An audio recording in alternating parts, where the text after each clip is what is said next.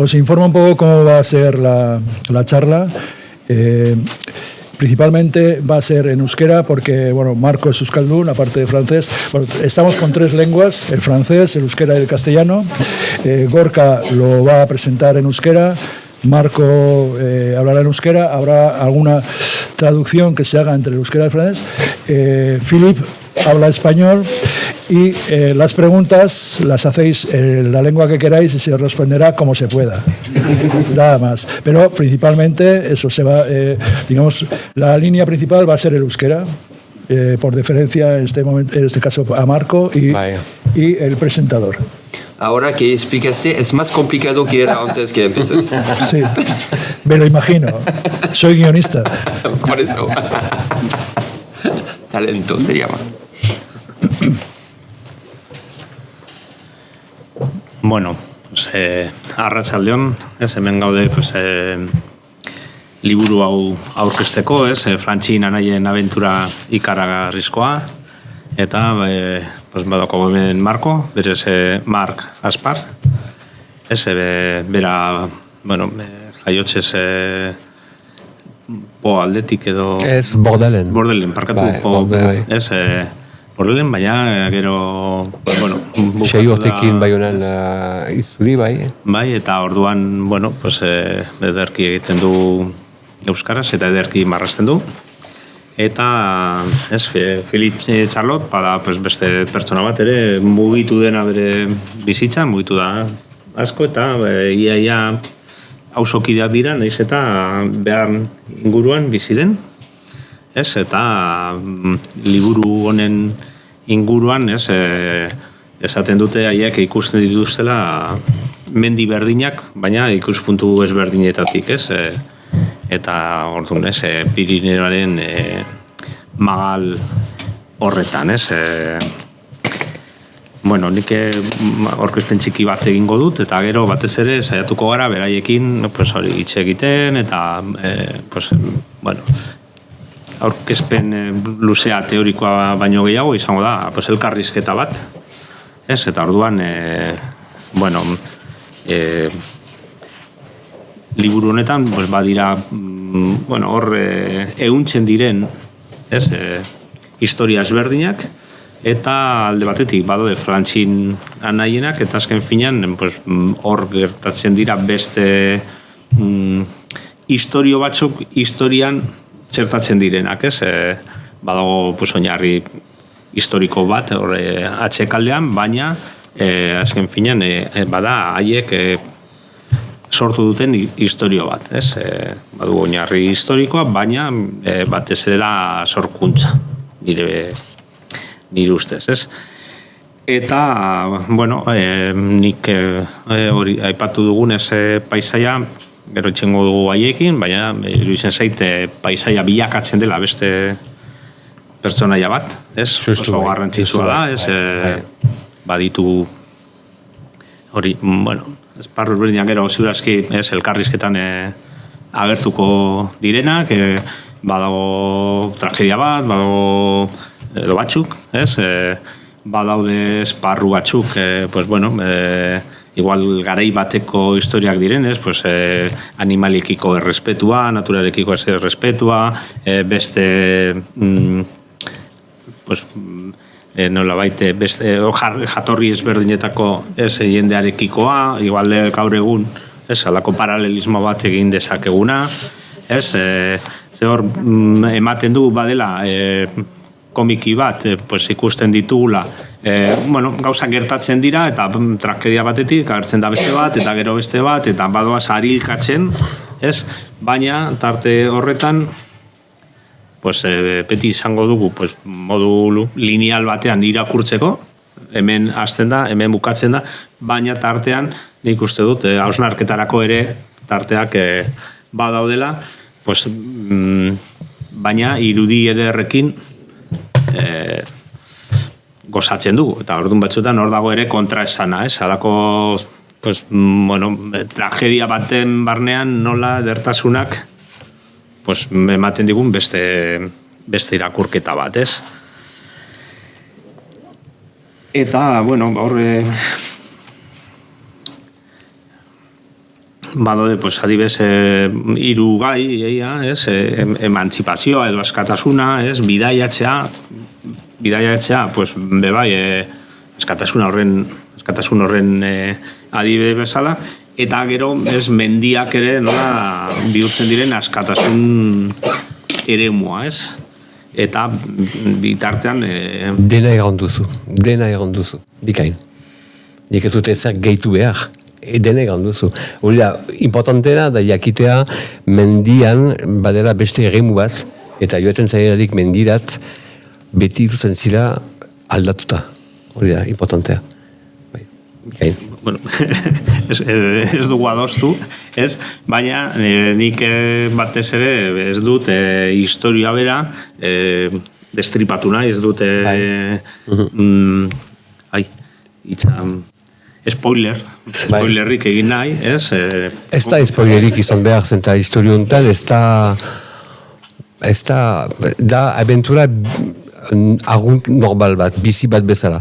Abetzen zira zure bizian, aldiz hor jendeak igoten dira mendian, eta mendiak berak haien bizian zerbait aldatzen du. Hau da, importantena. Ez da spoilarik, da badakigu noizbait eta nunbait aldatuko diren. Baina ez dakigu, simple da, bizia bezala. Bai, eta ez, nik uste dut garrantzitsua dela aipatzea, ez da historia hori gertatzen gaur egun, baina bai egin dezakegula gaur egungo irakurketa bat. Bai, biztonera, bai. Zenta, pasten da mila zazpirium eta piko. Ia mazortzigarren baeran, ez? Baina mendiak ez dira mugitu. Gaurko mendiak dira, haien garaiguntako mendiak ez dira aldatu. Joaten agilagu, biak mendila edo bai. Eta ez, honetan hori, Markoren kasuan, claro, Marko badauka, bueno, presentza handia sare sozialetan, hola norkorrean, ez, eta askotan bere, jardura, arruntean gutxi gora era, mendia badago txertatuta, badago kuadernoa ere askotan, ez, eta momentu batean gertatzen dena esparru horietan. Ez dakite zeinek... Gauza zen, Filipek nahi zuen historia hau pasatzea perinoetan. Ez nuen nik mendi berezi bat marraztu nahi, baizik eta mendia osoa. Hola, importantea zen etako ez mendi bat marraztea, baizik eta mendiak. Osoa, hori. Bai, baina hori nik esango nuke badela lorpenetako bat. Ez gaitu kokatzen mendi zehatz batean, baizik eta nola bait, zuk marraztu edo sortu dituzun irudi hoiek kokatzen gaituzte alako esparru batean izan daitekela edozein. Edozein, bai, justu. Edozein, bai. Izan daiteke edozein. Historio bera, pasatzen zen ere basamortuan. Ere bai. Enetako. Horako, zera, erremu basatzi batean. Basa delako, ez dugu oitura zera erremu untan bizitzen, eta untan beti gertatzen da zerbait. Izaten alda basamortuan, edo itxasoan, hor gertatzen da mendian, eta erranduzun bezala, guk ikusten dugu bermendia lehioa ikusten dugulerik. Eta horrek, adibidez... Pero te entiendo por los gestos que haces. Tu manera de estar y yo veo bien lo que... Dime, sigo. Bai. Eta gero, agertzen dira ere gizakiaren esparru asko, nola umetxo baten salotasuna momentu batean, edo pekaturik gabeko 8 urteko ume bat, nola baitez edaetik, bere aita nola munduak eta bizipenek bihurtu duten gizaki ilun bat ez? Naiz eta gero berreskuratzen duen bere argitasuna momentu batean, agertzen dira hartzak ere badu bere protagonismoa, ez? Azken finean mendiarekin lotuta eta gaiztakeri guzti horiek jasaten dituena bada hartza eta baita kuti, orduan, hor badaude pertsonai batzuk oso maltsurrak eta beretan gaiztoak, ez? Eta gero badaude kutirena erakusten digutena hasieran pizka bat basati bat bezala, gero bere bihotza, bere izaera, eta naturarekin lotuta, ez? Errakutsia da basa bat bezala, indiano bat da, eta zela sauvage, gaten den bezala. Beste pizti bat bezala, ez? Eta gero badoa erakusten bere gizatasuna, ez? Horrekin, nola, ez? Akertzen da supituan eta salbatzen du. Ez, horre, ez dut, bide bat ez. Ez da baterik gastua. Ez da baterik gastua, ez. Ez, guztiz kontrakoa, ez. Eta nola hori dijoan garatzen historiarekin batera, ez. Hori igual parkatu, baina hori, ez, meritua, gidoian, ez, holan garatu delako, eta, ez, markatzen du ere ritmo bat, ez da pasatzen, orain, zerotik batera, ez da bitarra, baizik, eta badoa, eta zenean, ez, eta zenolako harremana daukan, naturarekin, bere espirituekin, bere sinesmenekin, bide batez, erakusten dizkiguzue beste gauza asko. Eta orduan, nik hortik, izan duan bezala, historia linealki kontatu barik, garaia gutxi gora bera, bada, hori, 18. mendeko, pizkate horre, leku guztietan jartzen, erregimena, antxinako erregimena bukatzen denean, hor, 1780 hortik, ez? Eta, esan dugunez irakurketa oso gaur egungoa, ez? Izetan alda bai. Eta, nik beti espangarrotuko nuke, nola paisaiak bilakatzen da beste pertsonaia bat, hasieratik, bai kanpokaldea, baiko basuloa, ez? Aipatzen aldugu hori Filipi, nondik eta... Zuka aipatuko diozu, nola egingo dugu? Sí, c'est... Si tu peux expliquer un peu quels sont le départ de cette histoire et pourquoi ça se passe en montagne, en fait. En castellano. Sí, en castellano. Muy bien. Hola. Mi castellano es un poco así, pero de la calle. Y, la idea primera, yo quería hablar de los Pirineos porque es como dijo ahora Marco, yo veo los Pirineos por mi ventana. Eso es la ventana en vasco. Entendí bien. Y así que yo quería hacer una cosa sobre los Pirineos, pero yo no buscaba el buen tema. Es difícil hablar de una cosa que amas tanto para decir qué, ¿sabes? El amor es difícil a explicar. Así que yo buscaba una idea y un día leí, no sé a dónde, que hay en Luisiana, en los Estados Unidos, hay un indioamericanos que tienen una idea espiritual que dice que si tu abuelo cuando murió y que no le pusiste en una buena condición ritual para que se puede ir al lo que voy a hablar, llamar el paradiso, vamos a decir. hablo como un niño de 10 años, me lo siento bien, pero hago lo que puedo. Es que en este caso el alma del abuelo puede volver en un oso.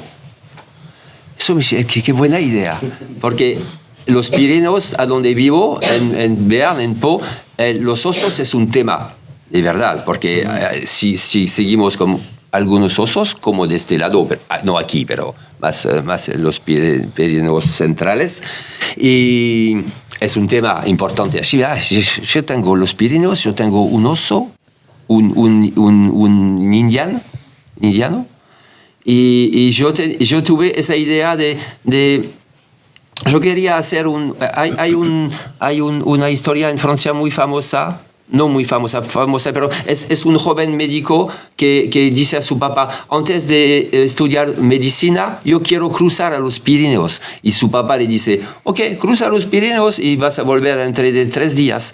Pero el chico lo que hizo es de cruzar los Pirineos desde el País Vasco hasta el mar Mediterráneo, así que se fui por 3 meses. Okay, esa era su idea. Así que yo me decía que bien la idea de un chico que se va a pasear en los montes. Y siempre cuando escribes una historia, un personaje solitario es difícil porque ¿con quién habla? ¿Habla solo por sí mismo o hablan con el cielo? Así que mejor cuando hay dos. Y mejor si hay uno que es un poco inocente, porque el inocente va... ¿Por qué es así? Te voy a explicar. Y al mismo tiempo explicas al lector. Okay. Así que yo tenía esas 2 ideas y yo tenía que saber por qué los 2 hijos se van a pasear en los montes por días. Era claro por lo que vivían en su casa, así inventé el padre. Siempre hago las cosas así. Y claro que se tienen que juntar y que la aventura empieza por la segunda vez cuando se juntan todos en los altos del monte. ¿Hablas español? ¿Hablas castellano? Entiendo. Ez, nik bestalde batetik ere esango nuke, bukatzen denean sortzen dela itxaropena. Ouais, quand ça finit, l'espoir commence. Quand l'album finit, l'espoir commence. Oui, exactement, oui. Intento siempre de tener no una cosa filosófica, pero una cosa que me habla a mí, diciendo si me habla a mí. Y lo que me conmueve en esta historia es que los 2 hermanos se van de la casa porque no pueden más soportar a sus padres. Sus padres vuelven de la guerra, ha visto cosas que no sabemos, pero cosas tan duras que volvió en su casa con sus 2 hijos, y tenía una visión muy mala, muy negra de lo que es el mundo y de lo que son los hombres, porque vio el peor de los hombres.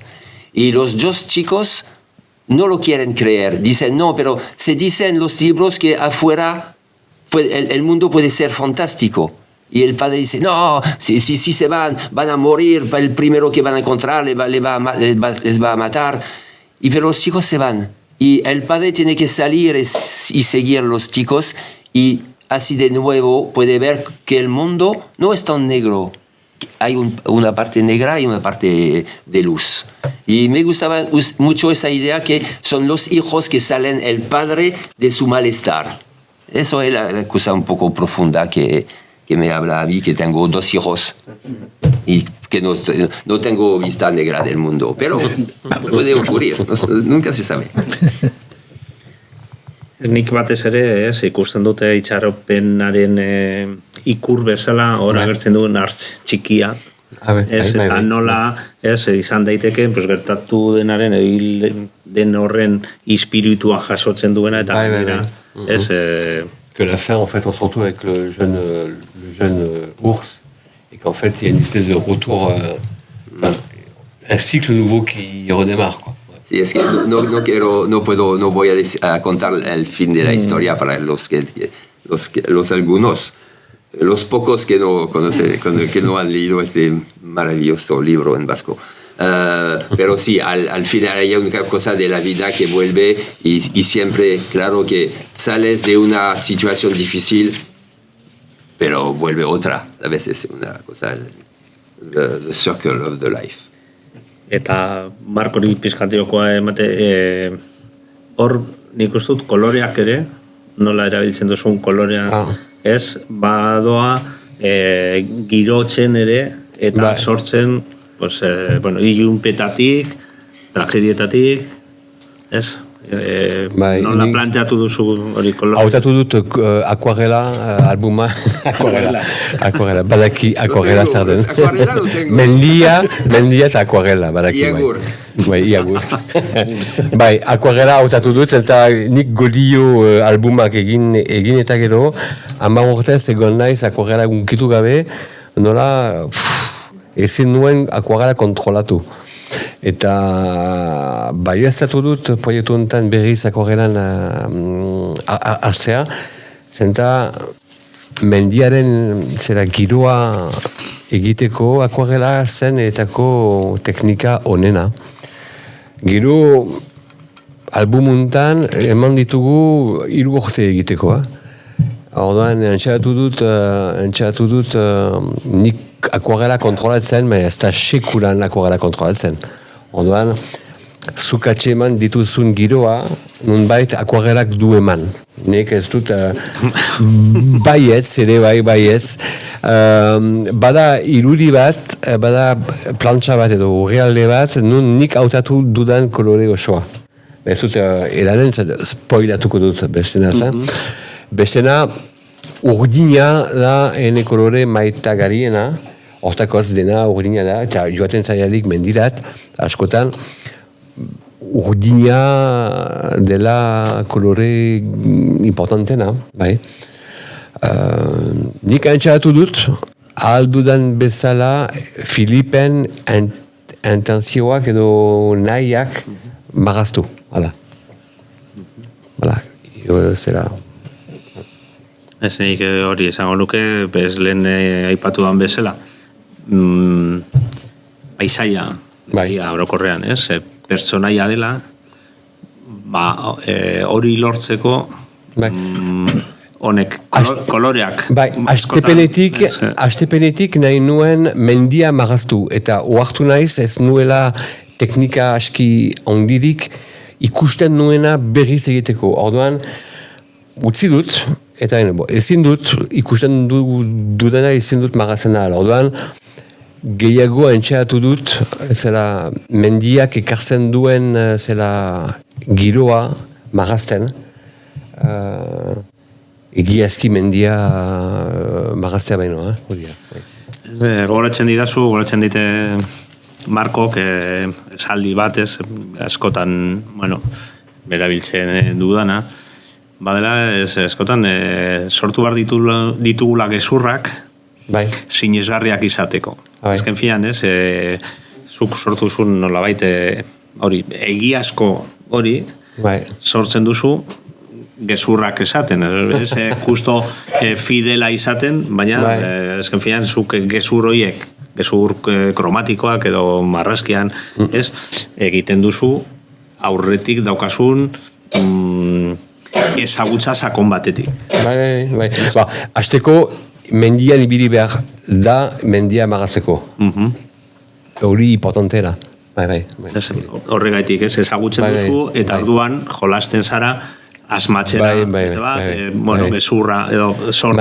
Albuma untan, bada parte bat Auniamendin, bada beste bat Eusaren, Sibiruan, beste parte bat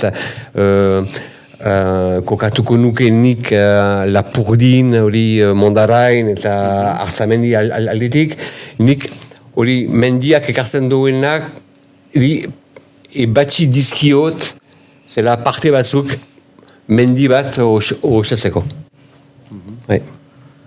Bai, ez hori, zen finean, badira zuk kokapen zehatzak, baina guzti horiekin egiten duzuna da, zehatza ez den kokapena. Bai. Zuen historiak eskatzen duen eszenatokia. Bai, importante. En fait, on a en gros créé de la réalité, on a créé du mensonge, parce qu'on a picoré un peu partout pour créer une histoire, une fiction, en partant d'éléments réels, quoi. En fait, voilà, c'est ça. Eta gero niri ere deigarria egin zait, ez? Bukaeran nolabait badago informazio gehigarria. Bai. Kokatzeko historia. Bai, hori frantseseko albuman, ez da euskarazkoa, bai? Bai, badare bai. Bai. Bai, baina, bueno, nik uste dut. Bai, ez. Hemen. Ese es castellano, euskaraz. Liburuak badauka bukaeran, bueno, proiektuari buruz, Filipen hitxak omen dira, euskaraz, ez?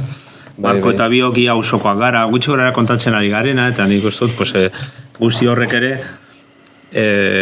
baita ere, gomendatuko nuke, lehenengo irakurri edo gozatu komikiarekin, eta ondoren, eta ez alderantziz, baina uste dut, gonbidatzen gaituela, bigarren irakurketa batera, ez? Hemen dagoen informazioa, osotzeko, ez digu igual aldatuko, baina nik uste dut, gainera nahiko ondo idatzita eta itxulita kasu honetan dagoela. Hitz egin dugu elgarrekin, ea emaiten genuen ala ez parte azken hori. Astepean ni ez naiz alde. Nahi nuke nik hau zuek irakurtzea eta kitxo. Baina argitaletxekoek nahi zuten zerbait gehitu, nunbait gure fikzioa errealitatean kokatzeko. Baina irakurtzen alduzu hau gabe. Nik hori, irakurketa osagarriak direla. Bai.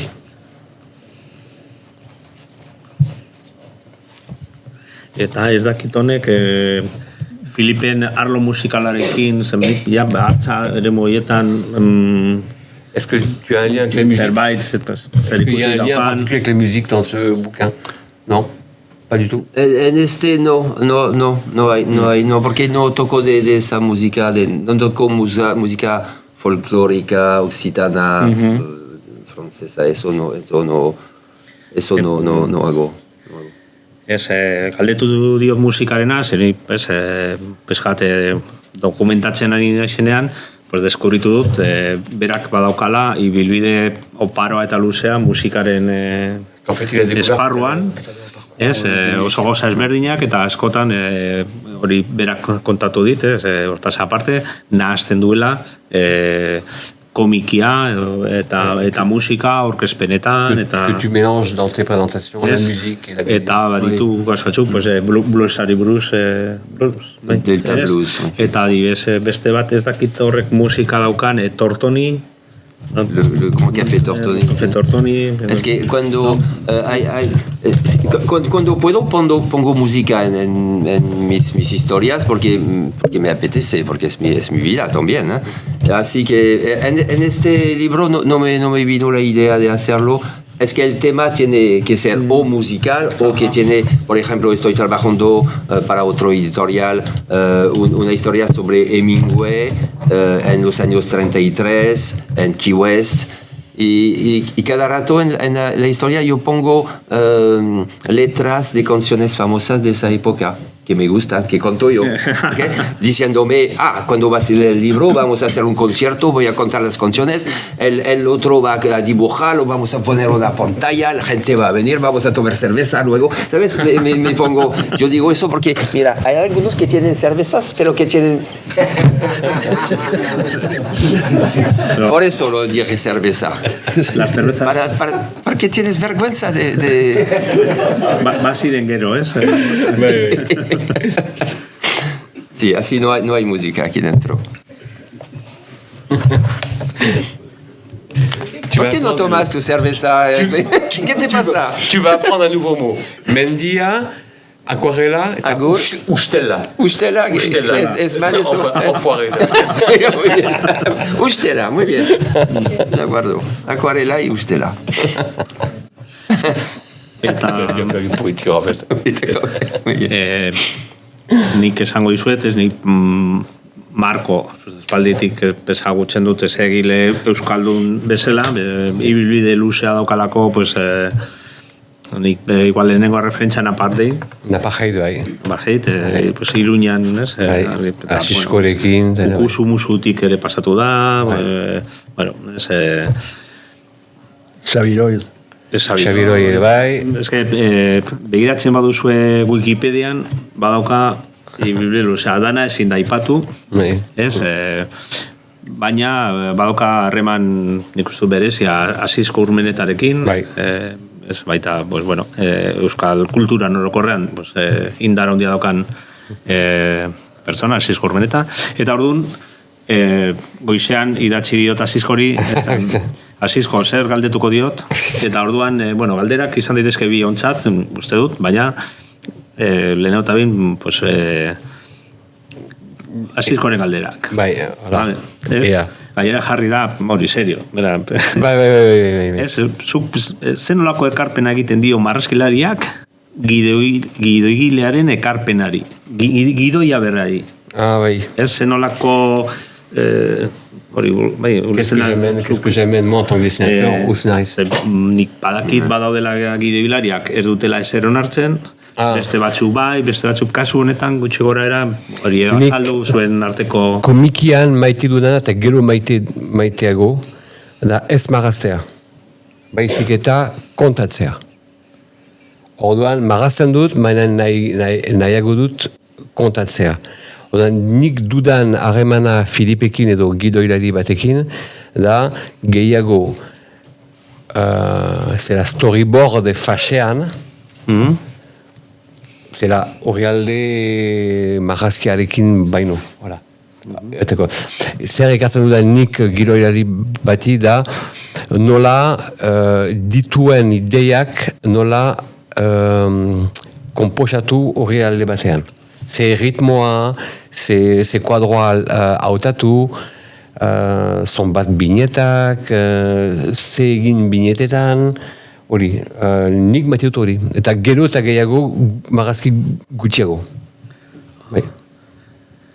Pesan dezakegu storyboard hor sortzen duzuela bion artea... Bai, eta preseski hori Filipekin, nola Filipek idatzi zuen historia hori duela kasik. Nik hasi baino lehen, historia honek bazituen 4 urte.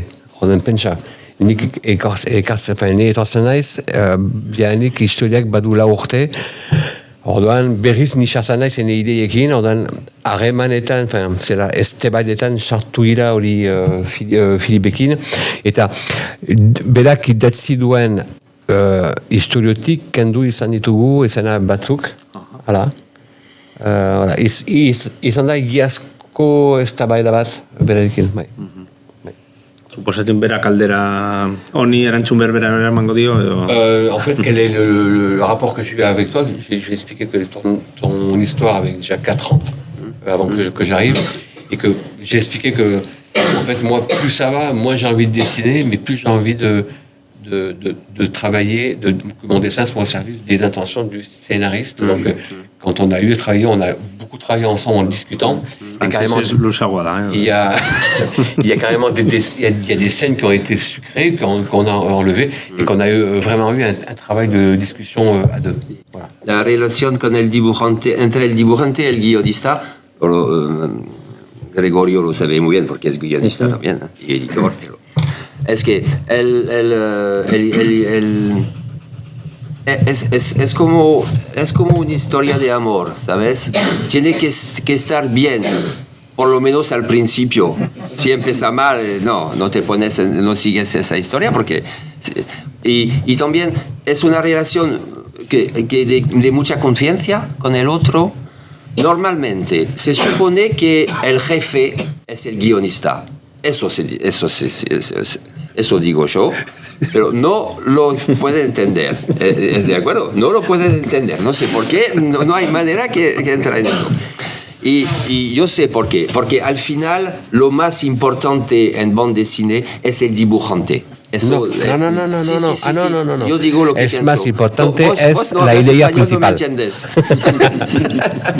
No, es que por dos razones, pienso yo. Es que la misma historia, con dos dibujantes diferentes, son dos libros totalmente diferentes. Primero.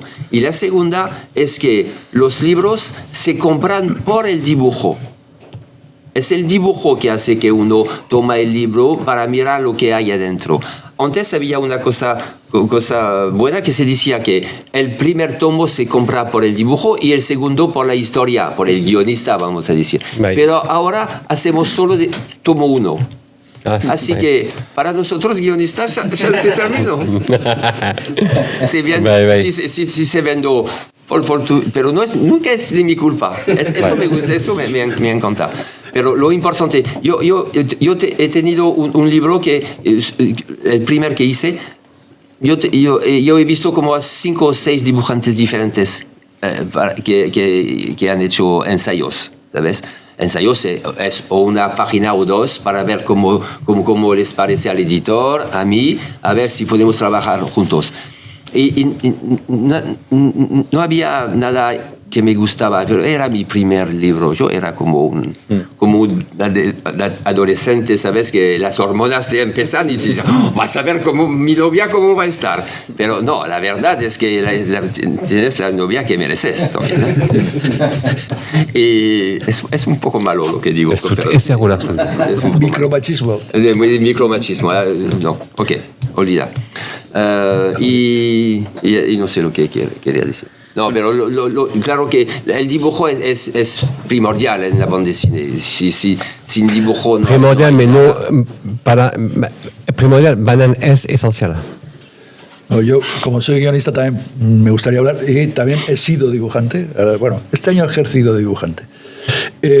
Para mí es muy importante la confluencia, la perfecta confianza que has dicho tú y la sincronización de los dos autores, porque los dos son autores.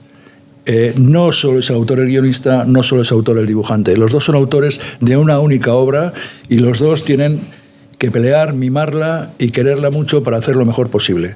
Cuando eso sucede, todo va bien. Es así. Como guionista, es cierto que hay cosas que... hay historias que pueden hacerlas muy bien un dibujante y otro no. Y yo, por ejemplo, me ha pasado y veo qué tipo de historia va para un dibujante y qué otro tipo de historia va para otro. O igual la tengo que contar de manera diferente para que ese dibujante la haga mejor.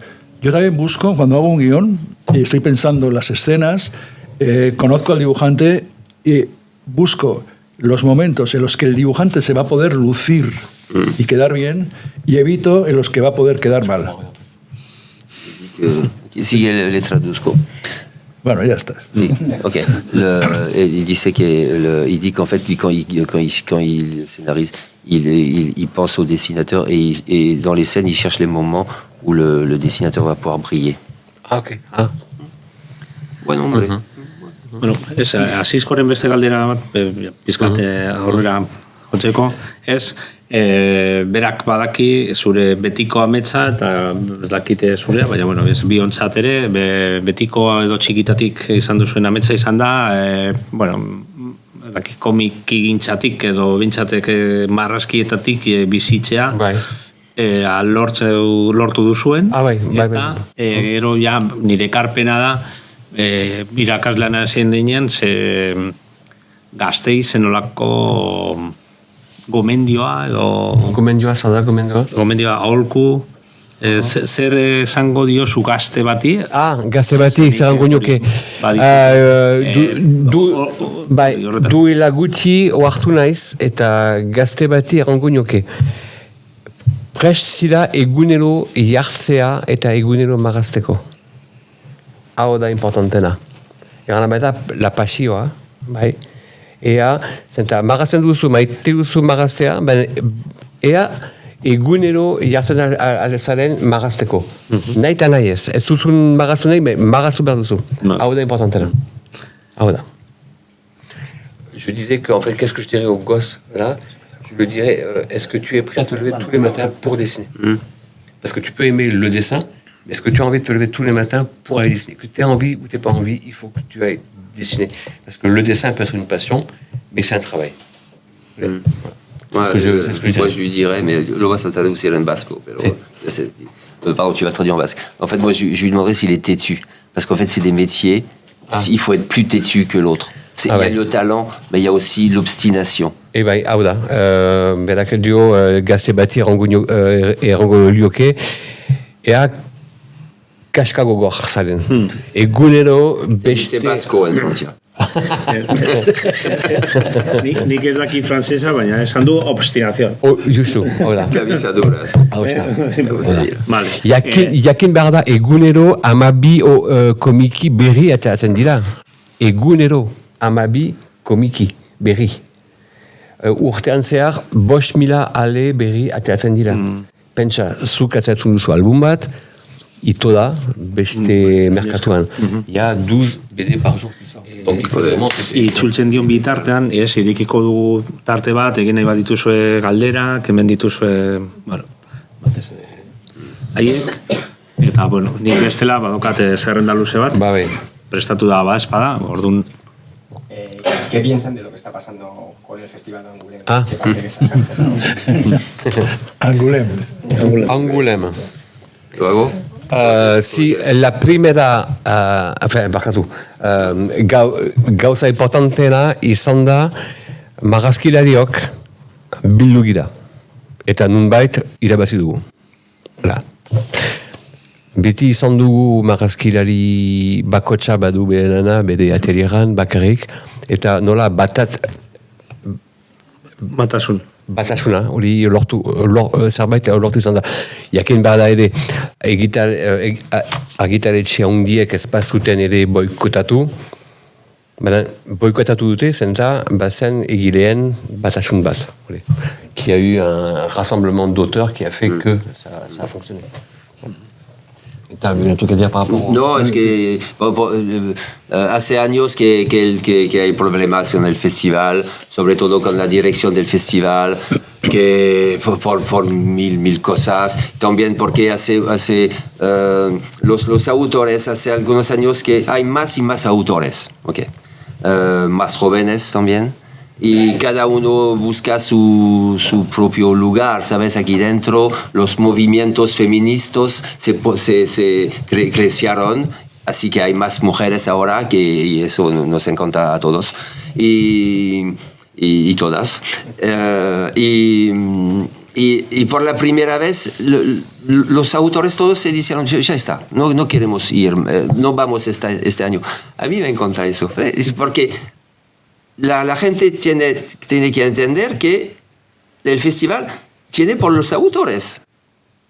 Son los que ganan menos que los editoriales, que los que trabajan para la dirección del festival, todo eso. ¿Por qué no? Es así, la vida. El sistema es así.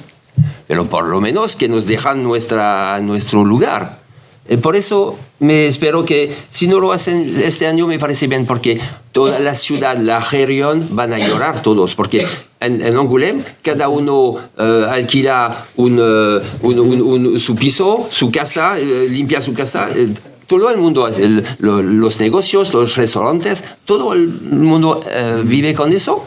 Y todo el mundo mira a los autores como si era cosa un poco... ¿Qué nos importa lo que piensan? No, somos los que hacen. Vamos a ver si... Porque sabes que los editoriales es el capitalismo puro. Beste galderaren bat, edo... Nik, guzti honetan... Badago gai bat, azken bola honetan, askotan agertzen da adimen artifizialarena, ez dakit nola ikusten duzuen, nola aurre ikusten duzuen, zerbait alde batetik sortzaile bezala, eta beste batetik nola askotan, kasu ezberdinetan, egile baten marrazkiak, baina ez eskubiderik, ez Bai. Pues, hori, gaia bezala norokorrean badakit ematen duela, ez, ia beste ordu baterako, baina... Bai, beste bio. Ia. Bai. Errango nuke, zaila izanen da, ez guretako, zaharrak baikila, eta gure lana egina da, gaurgo gazteak bizitzen dira eta hasten dute lana iarekin, benen da tarteko adinen dako. Hori, zaila. Le problème, c'est pas, pour moi, le problème, c'est pas tant nous qui avons fini notre carrière, on est vieux, que les tout jeunes, eux, ils partent avec l'IA, mais que c'est compliqué pour ceux qui sont au milieu. L'intelligence artificielle, vous parlez. Voilà, ouais. Pour ceux qui sont au milieu. Es terrible, para mí es terrible, ¿eh? Porque hasta ahora yo te... No, vos eres un editorial particular, yo digo por lo del capitalismo que dije, era una bromita. Ya la conozco. Okay, muy bien, me conoces ahora, sí. Me conoces. Pero los editoriales, de momento dicen no, nunca. Dibujo de inteligencia artificial, nunca lo haremos. Nunca vamos a usar. Para el guión, nunca lo haremos. Bueno, empezamos un poco para las reuniones, para hacer un resumen de lo que pasó. Bueno, eso lo hago un poco. Y también para lo comercial lo hacemos un poco. Y dice, vamos, ok. El día no lo pueden hacer porque tienen miedo. Porque si no funciona, van a perder los autores que se van a ir en otro mundo. Pero yo soy seguro que el año próximo, para el próximo Angoulême, algunos van a hacer libros de pura inteligencia artificial y lo van a decir, mira, inteligencia artificial, van a vender pocos libros que no cuestan nada. Así que es dinero. ¿Sabes? Lo has visto, se ve ahora, hay a una época, no se hace más ahora, había pinturas, cuadros que se vendían y había una pequeña cosa hecho a mano, era la pintura. Sí, pero ok, vamos a tener eso, cómics con una pequeña hecho a mano y pensado por un guionista. Anuncio en televisión. Pues es de aquí te... Sí. Bueno, a eso yo añadiría todavía, es que todo lo que se hace con la inteligencia artificial ha sido robado y usurpado de los propios autores. Además. Ha sido robado y usurpado por los propios autores y que lo más importante es que no están respondiendo por ellos y, por ejemplo, tampoco han dado la lista. Yo lo he intentado, he entrado en inteligencia artificial y he pedido la lista de todo lo que se ha suministrado para tener la inteligencia artificial y no me la ha dado. No me la ha dado. Y eso que le amenacé que me iba a ir a la inteligencia artificial china, pero no me la han dado. Es decir, no sale la lista, sé que de Bruselas se está pidiendo la lista de elementos que han utilizado para entrenar a las IAs, que son elementos todos con derechos de autor, y no lo dan. Eso además. Luego lo otro, pues terminarán haciéndolo, como se hacen unas cosas. Antes, por ejemplo, aunque no es lo mismo, antes, por ejemplo, cuando se empezaba a colorear con ordenador no gustaba nada. Ahora, sin embargo, se colorea digital y se han conseguido ya unos estándares parecidos al de la mano. No es lo mismo porque sigue siendo la creación de un autor, un colorista y demás. Habrá algunas cosas que pueden hacer así, pero para mí ha empezado ya muy mal. Y supongo que después seguirá mal. Luego, bueno, pues como siempre, hay cosas que posiblemente a algunos autores no les afectará y seguirán siendo referentes. Es como tener un Rembrandt o tener un Moebius, y habrá otros que desaparecerán. Es que tuvimos la suerte de estar en una generación que creció con la BD. Y quizás es solo una etapa, van a inventar otra cosa y ya se terminó la canción, la gran canción francesa, por ejemplo, ya se terminó, es otra época, ¿sabes? Y hay que adelantarse, pero tenemos suerte de estar viejos, ¿eh? Sí. ¡Qué suerte! Hablo con mi hija que... ¿Puedes hablar en español? Qué bien. Euskaraz bai. Hitz egiten dut alabarekin, alabatikiarekin, hasten da bera magazkitan, berari ez zaio ia berekin problemarik. Bera, hasi da iarekin, eta bere lanean ia, edo bai, artifiziala, kontutan hartzen du, eta, hala, ez du beldurik. Bueno, pues bidali nahi baduz mezu positiboren bat, bukatzeko. Hau da. Beste tragedia, angulen, bestea. Hori, eta pasatuko gara,